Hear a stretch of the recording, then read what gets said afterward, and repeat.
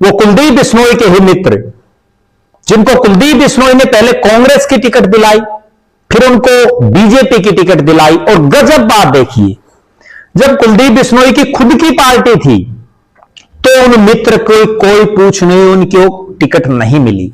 वो नलवा से तब भी टिकट मांग रहे थे, 2009 में हजका थी तब भी टिकट मांग रहे थे, 2014 में हजका थी तब भी टिकट मांग रहे थे, लेकिन दोनों बार ही उनको नलवा से टिकट नहीं दी।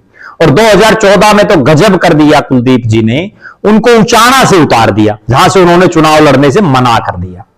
उचाना जैसी जाट लैंड और किसान लैंड पर, जहां कुलदीप बिश्नोई का कोई बहुत लंबा चौड़ा प्रभाव नहीं था।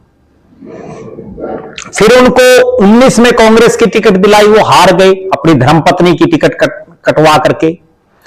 24 में बीजेपी की दिलवाई तो कांग्रेस की तरफ से एक कमजोर प्रत्याशी मैदान में आने की वजह से जो है उनका तुक्का बैठ गया, जिसको हम ये कह सकते हैं कि तुक्का लग गया रणधीर पनियार का।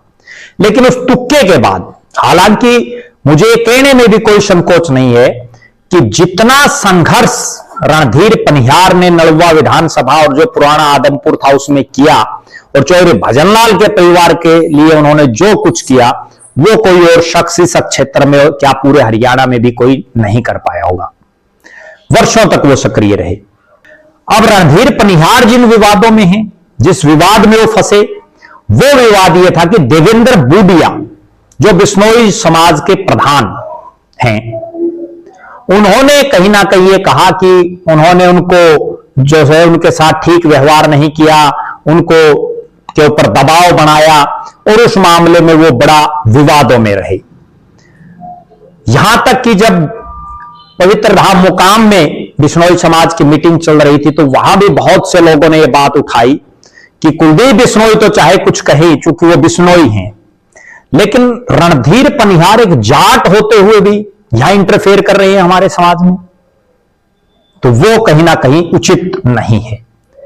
और रणधीर पनियार चूंकि पिछला गांव में भी सरपंच का चुनाव उनकी धर्मपत्नी हार गई थी, तब भी वो बड़े चर्चा में रहे थे पिछला विधानसभा चुनाव लड़ने के बाद।